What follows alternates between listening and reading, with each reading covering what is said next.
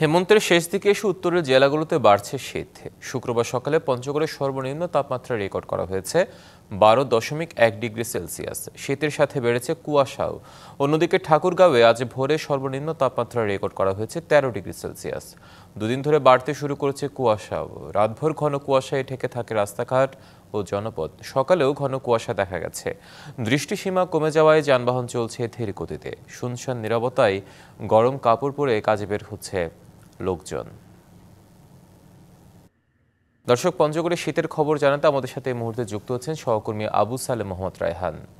রায়হান, তাপমাত্রা তো খুব নিচের দিকে, এখন কেমন দেখছেন সেখানে শীতের প্রভাব, তার প্রভাব জনজীবনে কতটা পড়েছে জানাবেন।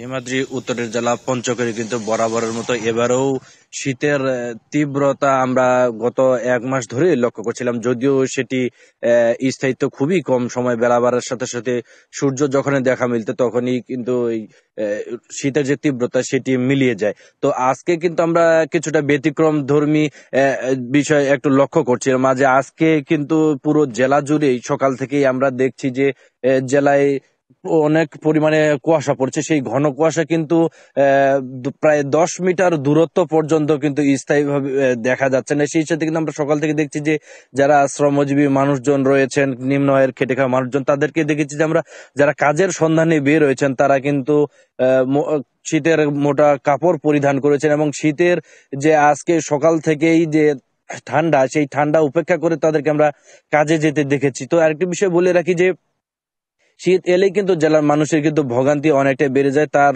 ব্যতিক্রম কিন্তু এবারে ঘটেনি। তো নতুন এবং ফিরে আসা গ্রাহকদের জন্য নগদে চলছে ক্যাশব্যাক সহ প্রতিদিন হাজারো উপহার জেতার সুযোগ। হবে আশা আর ফেরা, সারপ্রাইজ সেরা।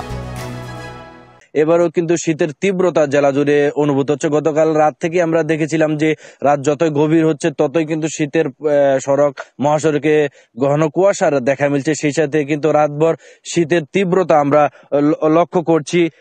এই আজ সকাল 6টায় কিন্তু জেলা জুড়ে সর্বনিম্ন তাপমাত্রা 12.1 ডিগ্রি সেলসিয়াস রেকর্ড করা হয়েছে। তো শীত বস্ত্র নিয়ে জেলা প্রশাসনের পক্ষ থেকে পর্যাপ্ত ব্যবস্থা নেওয়া হয়েছে এবং অতি শীঘ্রই জেলার যারা শীতার্ত মানুষ রয়েছে তাদের মাঝে শীত বস্ত্রগুলো বিতরণ করা হবে বলে আমরা জেনেছি। তো এই ছিল পঞ্চগড় থেকে আমার কাছে শীতের সর্বশেষ খবর।